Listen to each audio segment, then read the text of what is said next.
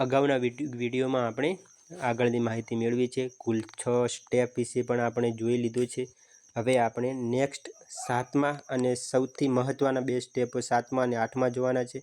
તેમાં જોઈએ છે સામાન્ય કુટુંબ વ્યવસાય, મતલબ કે કુટુંબનો જે કોમન બિઝનેસ છે એ વિશે આપણે લખવાનું છે। કોઈ વ્યક્તિગત વિશે નહીં, જેમ કે બધા કુટુંબના સભ્યો મળીને ખેતી કરે છે, કોઈ દુકાનનો વ્યવસાય ચલાવે છે, કે જે પણ પ્રકારનો વ્યવસાય છે તે આપણે આમાં એડ કરવાનું છે। જો આપણે અહીંયા જોઈએ તો જો ખેતી કરતા હોય, ખેત મજૂરી કરતા હોય, ભાગ્યા તરીકે હોય કે પશુપાલન કરતા હોય, આટલા આપણા કોમન વ્યવસાય હોઈ શકે છે। તો તે વિશેની વિગતો આપણે અહીંયા એડ કરવાની છે। હું ખેતી ક્લિક કરું છું તો ખેતી વિશેનું બધું આમાં તમારી માહિતી ખુલશે। ખેતીલાયક જમીન ખેતી છે, બિન ખેતી જમીન કેટલી છે, આશરે રહેઠાણ માટે રોકાયેલ જમીન કેટલી છે, અને નીચે ટોટલ ત્રણેયનું સરવાળો થઈને આવશે। દાખલા તરીકે ખેતીલાયક જમીનમાં મેં ક્લિક કર્યું તો એનું ક્ષેત્રફળ કેટલું છે અને એનો એકમ શું છે। વીઘામાં હોય તો વીઘામાં, તો અહીંયા 10 કરું છું। એકચ્યુઅલી કે મારી જમીન ખેતીની 10 છે, 10 વીઘા, તો હું 10 લખું છું। બિન ખેતીની જમીન તમારી તો 0 છે તો 0 લખું છું।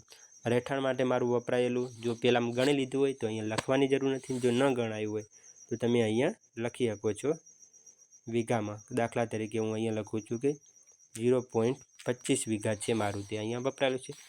તો અહીંયા નીચે કુલ 10.25 વીઘા આપણું આવી જશે, અને અહીંયા એકમ પણ આવી જશે, ઓટોમેટિક આવશે। નેક્સ્ટ જોઈએ કે આપણી જમીનનો પ્રકાર કેવો છે।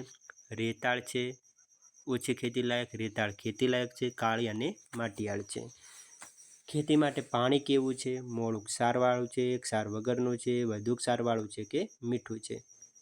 ખેતી માટેના પાણીનો સોર્સ શું છે, પહેલાંમાં પાણીનો પ્રકાર કેવો છે, આમાં સોર્સ છે, તળાવ કે કૂવાનું પાણી છે, કેનાલ નદીનું છે, બોર દ્વારા આવે છે, ચેક ડેમથી છે, બંધપાળા છે કે ફક્ત વરસાદ આધારિત ખેતી છે। જે તમને યોગ્ય લાગે તે અહીંયા તમે સિલેક્ટ કરી શકો છો।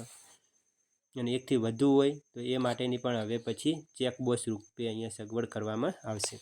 નેક્સ્ટ જોઈએ પાણીની માલિકી કોની છે, મતલબ કે જે ખેતી માટેનું પાણી છે પોતાના બોરનું જ પાણી છે, મતલબ કે કોઈને ભાગ એના આપવો પડે છે, ભાગી લો છો, કે તમે કોઈ બીજા વ્યક્તિને ભાગે આપો છો। ભાગે આપો તો શું ભાગ છે તમારો 1/3 છે, 2/3 છે, કે એ પ્રકારના તમે અહીંયા નાખી શકો છો। તો આ થઈ આપણી ખેતી વિશેની માહિતી છે। હું અહીંયાથી ચેકબોક્સમાંથી રિમૂવ કરું છું। નેક્સ્ટ જોઈએ તમે ખેત મજૂરી કરો છો તો તે પણ તમે અહીંયા નાખી શકો છો।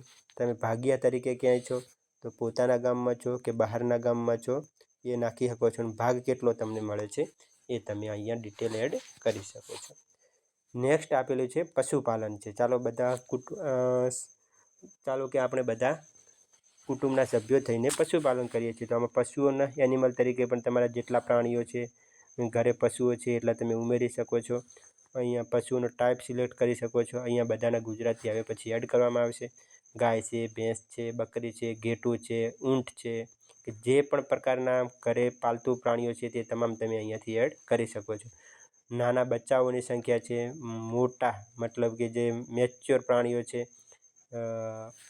બચ્ચા નથી એમની સંખ્યા છે, તે તમે અહીંયાથી એડ કરી શકો છો। અને જો વધારે એનિમલ હોય તો તમે અહીંયાથી પણ એના વિશે જો 2 છે, 3 છે, હજી 3થી વધારે કરવા હોય તો અહીંયા એડ એનિમલમાં જઈને તમે એડ કરી શકો છો। અને જો વધારે એડ થઈ ગયા છે તો તમે અહીંયાથી રિમૂવ પણ કરી શકો છો। આ છે આપણો કોમન ફેમિલી બિઝનેસની વિગતો। બસ એ જ। જય સદારામ બાપા।